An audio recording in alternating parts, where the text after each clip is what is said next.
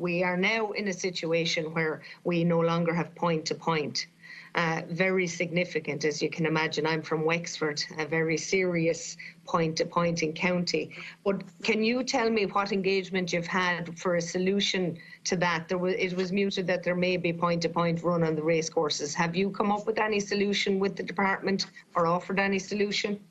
Yeah, we've worked with the point-to-point community, and you're correct. Wexford is the heartbeat over the last 10 years of the point-to-point activity, and that is a real grassroots activity that filters into the national hunt industry.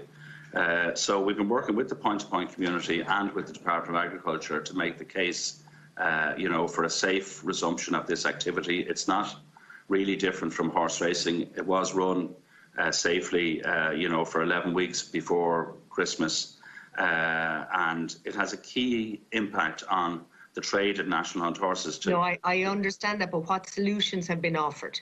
Well, the easiest solution would be a resumption, of point-to-pointing, because that's specifically what the community want, with strict protocols, which are those that have been used and applied safely on track since last June.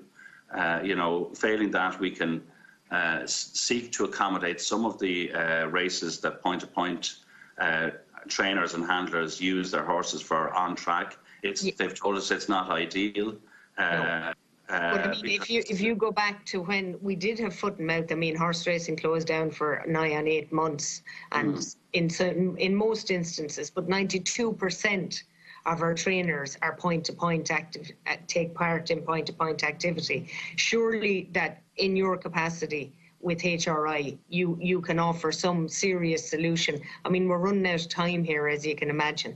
Yeah, no, we're all under pressure, because the difficulty we have is that in order to accommodate horses that are in the point-to-point system on track, you need a lot of extra track capacity, and simply with the way the weather has been for the last few weeks, there's nowhere to race. Racing has been called off pretty much every day for the last 2 weeks because of the condition of the ground. So, anything that we would do on the track would simply be the tip of the iceberg in relation to point-to-pointing.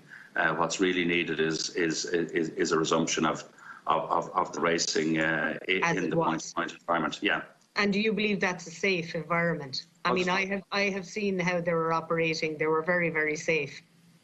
No, there's no doubt that I mean, we operate, and we're very grateful to have been able to resume racing during it's as safe an environment as can be. I mean, it's outside activity. But I just move on from it. Strictly speaking, what you're saying is there isn't a resolution currently on offer. Anything we would do on the track would, by its nature, just be the tip of the iceberg. It would be tinkering with the fundamental problem. Okay, thank you. And in relation to the prize money that would be offered for point-to-point, if that isn't used this year, where will that go? Well, we look at ways to support the point-to-point community in relation to that funding allocation. But I mean, the best way we can support the community is how much is that prize money annually, Mr. Kavanagh? Annually, Suzanne, you might help me here. I think the total spend on point-to-point is about 1.6 million, some element of which is grants to the organisers of the meeting, and I think about a million is spread over the prize fund. Suzanne will have the precise figures.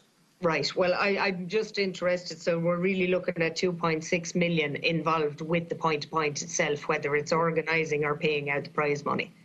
So it's broader than that, Deputy Murphy. Sorry, because what happens in that sector is that people buy national hunt horses at a young stage of their development with a view to selling them on to the sort of trainers that we were speaking about earlier. I understand that. I'm just saying, if the season itself, if it's a case of we don't actually run the point-to-points or get back to it, there would need to be compensation.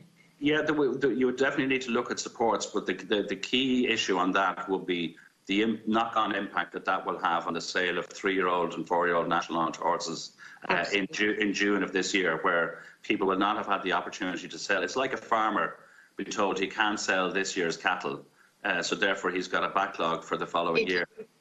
Absolutely. It'll be very destructive. It'll destabilise the whole of the sector.